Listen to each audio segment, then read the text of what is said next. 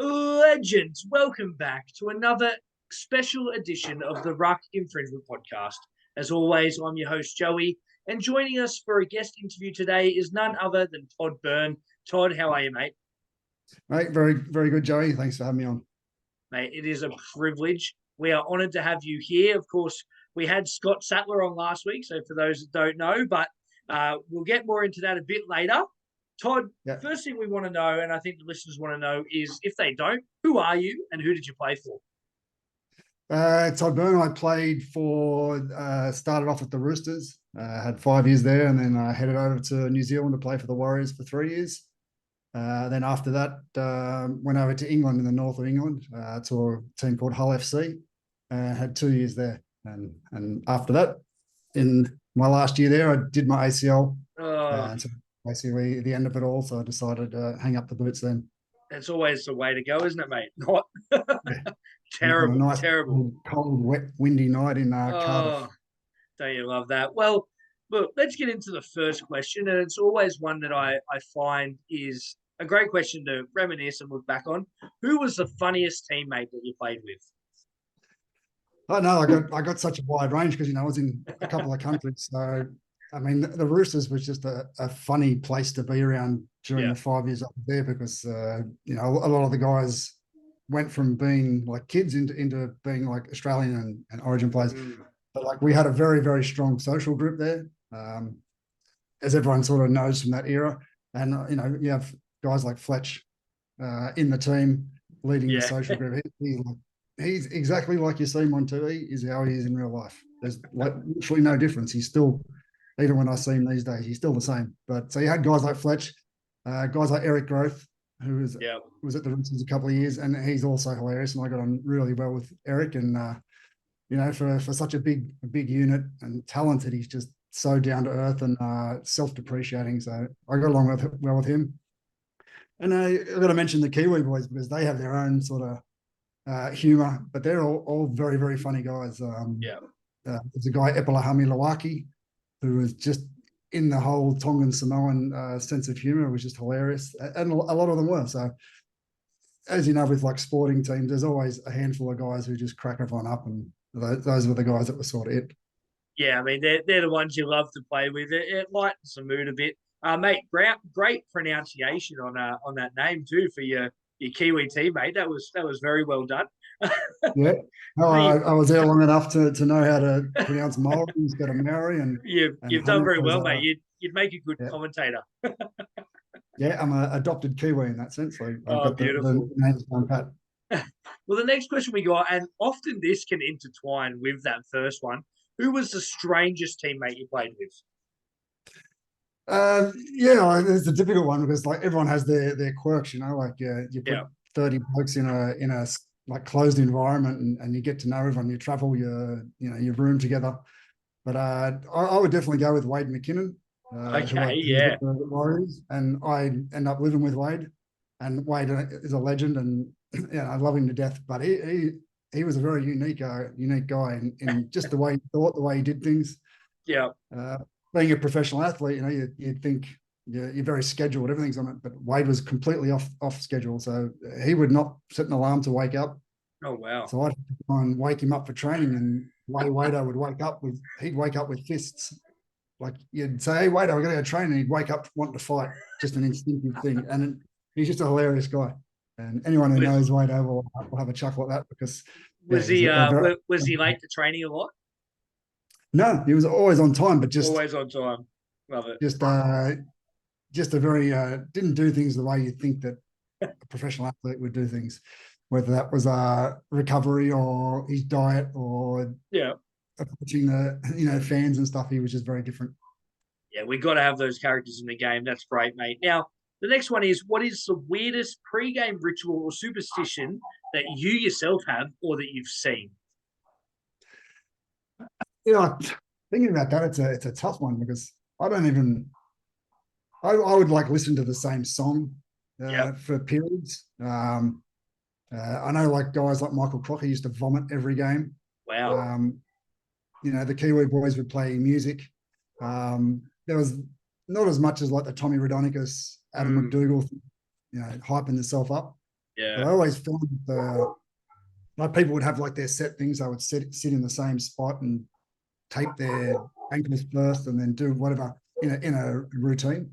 But I always found like the like the wildest guys on the field, like the most aggressive guys on the field, were always like the quietest in the dressing room. Like Adrian Morley, put him on the field, and Adrian Moz was just like an animal, but just super quiet and calm and collected in the sheds. Same with guys like Ruben Wiki was the same. You put him on the field and he just goes 100 miles an hour, but before the game just walks around really cool. And so those are the guys you always had to watch, I suppose. The guys who beat their chest and stuff, they were never in the same league as the guys who like kept it quiet. As I always say, mate, it's always the quiet one, so you definitely got to watch out for that. Mate, the next question we got for you: what was your favourite game that you played in? Yeah, I mean, it was. I remember, like, I have like specific memories of times. I remember we played Cronulla in 2002, and it was the week before the finals, and I'd been back in the team for a couple of weeks. But I remember being out in the centres and just watching our defensive line move, and we're just like sprinting off the line. And I was just, I mean, I had that like moment of clarity, thinking, "Wow, we're a chance to win this comp." Yeah. And so that sort of, maybe not a specific game, but that sort of period of time of this 2-3 months towards the end of the season when we won the comp was just a magical time that you don't experience. Everything just fell into place, and you just knew. I mean, I had that real sense of belief that we're gonna go close with this, even though we came fourth and we started off the year like we had like 15 injuries in our. I think the first game I played was against Newcastle, and we had like three-quarters of the team was the reserve grade. And we lost, but we gave it a real good shout.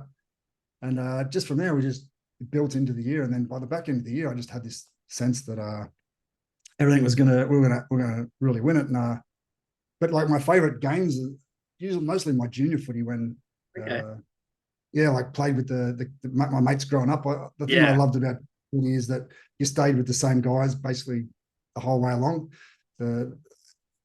I think I disliked about professional league is that you have a team and you get really attached to it, and then people leave, and then there's like not politics, but like the contract dramas and stuff. I always just wanted to play with the same group of guys and go through my career doing that. Even, it's a business, so obviously that's never going to happen. But yeah, that's the part I liked about junior footy. So that was a lot of my favourite games are from that time. Yeah, I love that, mate. I absolutely love that. Now, next one I got: who was your footy idol? I don't know. I didn't really have one. Like I didn't. Okay. I love footy. Like I played a lot when I was a kid, and then I had like 5 years off when I was a teenager and just went surfing. So I loved South to death when I was a kid. So I remember that team from the 80s and early 90s with Mario Fennick and Manoa Thompson, and that was a bit of a little different era, but that sort of late 80s when I think South won the 90 premiership in 89. I loved. I used to go out every Sunday to Redfern Oval and or the footy stadium and watch the games. But I didn't really have maybe like Phil Blake. I used to love watching him because he was. Oh yeah. Graham Lyons, I used to enjoy watching him. He was, from out La Perouse, not far from where I grew up. So guys like that, Steve Maven he's from around the local area. So those guys, I suppose. Yeah, mate, I love that. It's funny that you joined the Roosters, the arch enemy, mate. After playing after Viking South Sydney. So I mean, you see that a lot with the Roosters and Rabbits anyway these days. But well, I was obviously South junior, so I played for Southeastern.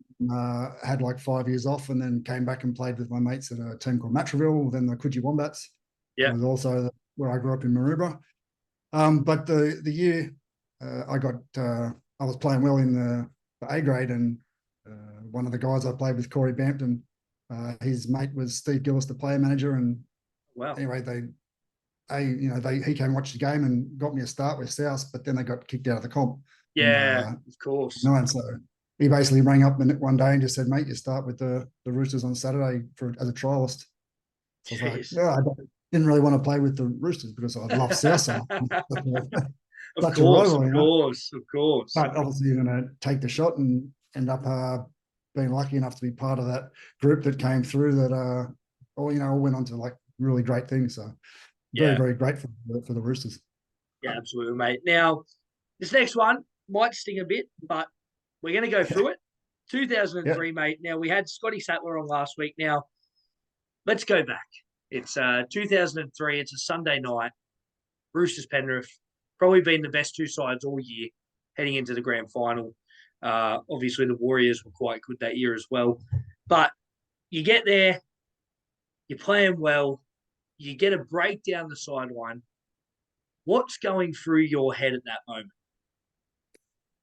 So there's really two things. Is that, it came off a kick. It was a wet night.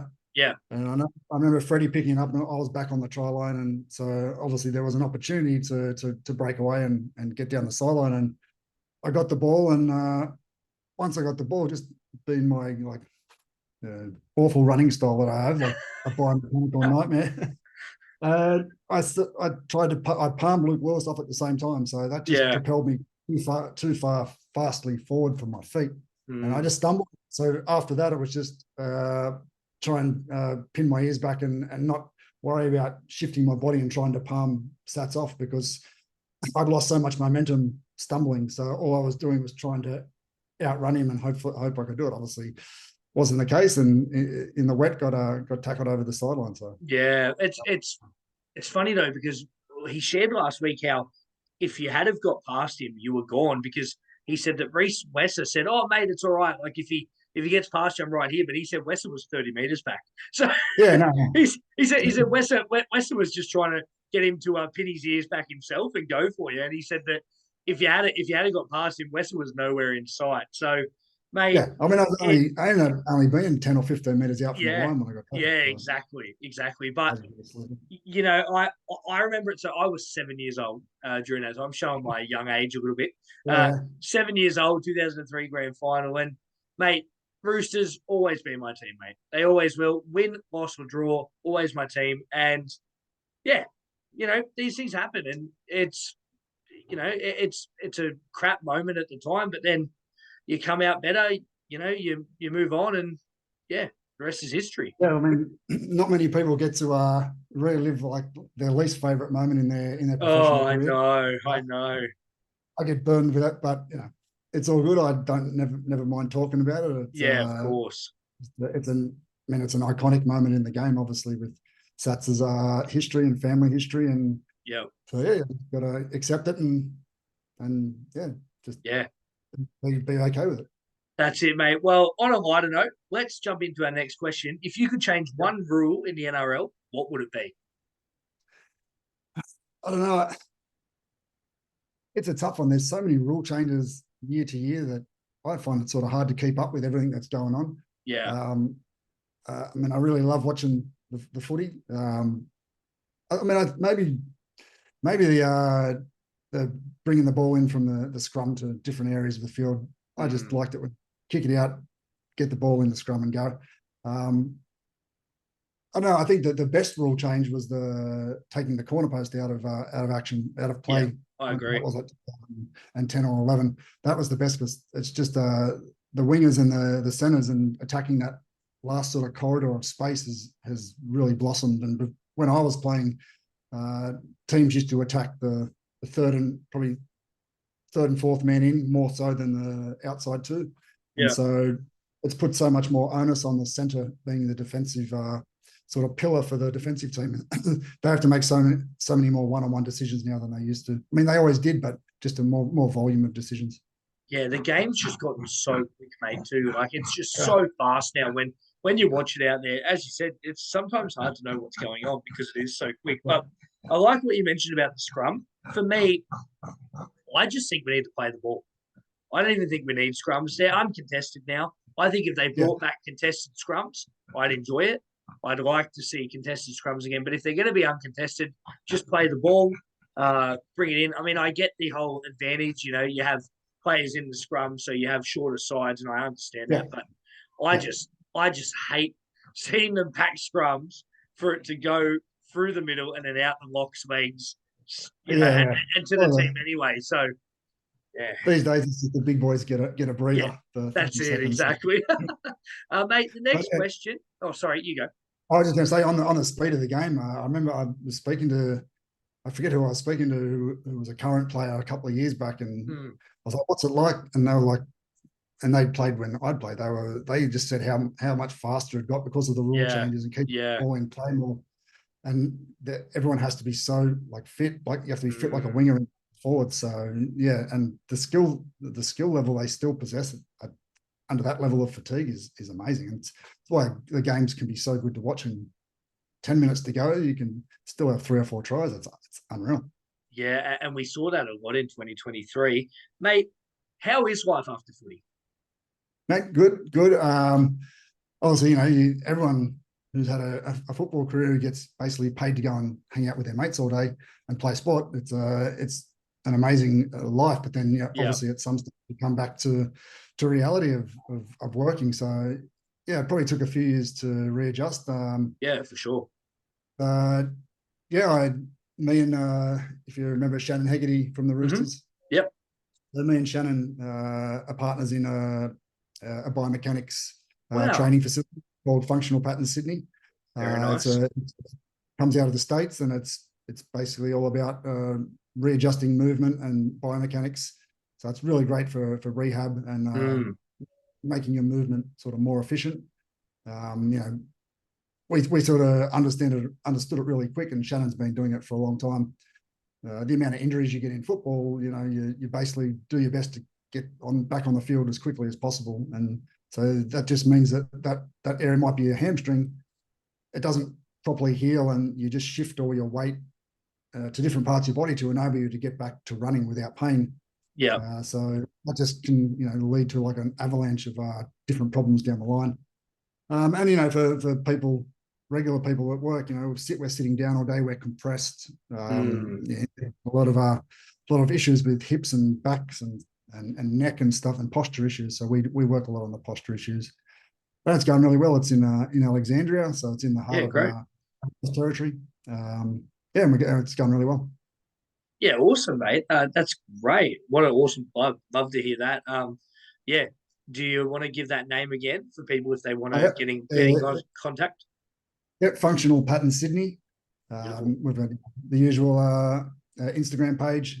There's also the main Functional Patterns account, which is also Yep. really beneficial, and that's out of the States. So yeah, anyone wants to check it out, go ahead and you can contact us on Instagram.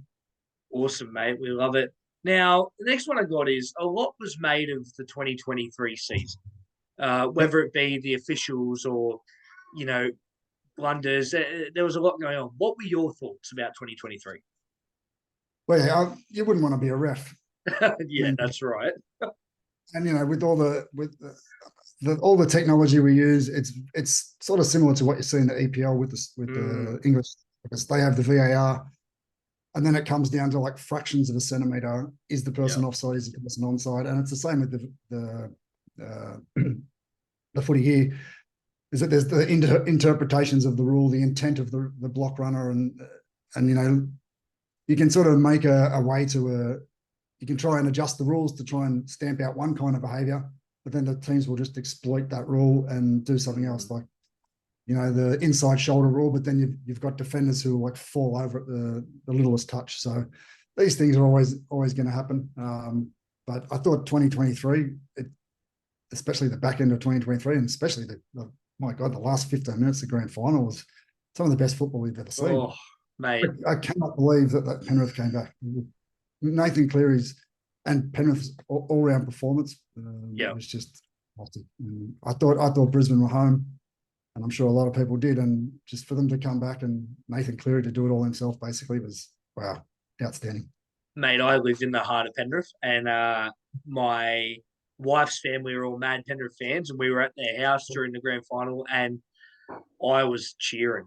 I was going, "Come on, Brisbane! You got this." I didn't say that to their face, of course, but I'm going, Yeah, "Oh, Brisbane are in here." And then when Ezra Mann went over to that third, I'm standing up clapping, and then enter Nathan Cleary, mate, and how clutch that was. Jack Cogger, I don't think got enough recognition for what he did when he came on. I thought he was really good with his vision and helping Cleary to see what was going on there. But, mate, you're exactly right. And to expand on that, what are you looking forward to for the 2024 season? First of all, I agree. When Jack Cole came on, he came on with fast feet. He went really direct. Yeah. He also opened the game up, and that allowed Nathan Cleary to do what he did. For Yep. 2024, man, I don't know. I think Penrith obviously will be strong, and I'm looking forward to seeing how Can they do it again? Oh, for sure. Like, they've got such a great system there. Yeah. You know, you can see them lose players and then they still win comps. So, you know, they're losing Crichton and stuff. So I'm sure they'll be able to replace him because their systems are so good. I'm definitely looking forward to see how teams respond. Like, you know, the Rabbitohs had a poor year. Yeah. I'm waiting to see how they respond. You know, Manly have had so much drama going on with them. They're always a good team. See how Benji goes with the Tigers. There's so many like talking points to see if the Warriors can back up their great run, which I always have a soft spot for, and I hope they do well. Of course, yeah. So yeah, see if you know the Roosters can regroup and come again. Yeah, mate. They've had a great run over the last decade, and all the boys are getting older, but there's still such good players that they'll be up there somewhere. And you know, Trent Robbo's a fantastic coach. They've also got, you know, good systems, but you know, it's going to be interesting to see the ups and downs of the season for sure. Mate, absolutely. It's going to be great. And the last question we got before we finish off, early prediction, team with the biggest upside for 2024. Oh, the biggest upside? In regards to expectation, no one expects the Tigers to do anything, so they've got the biggest room to move.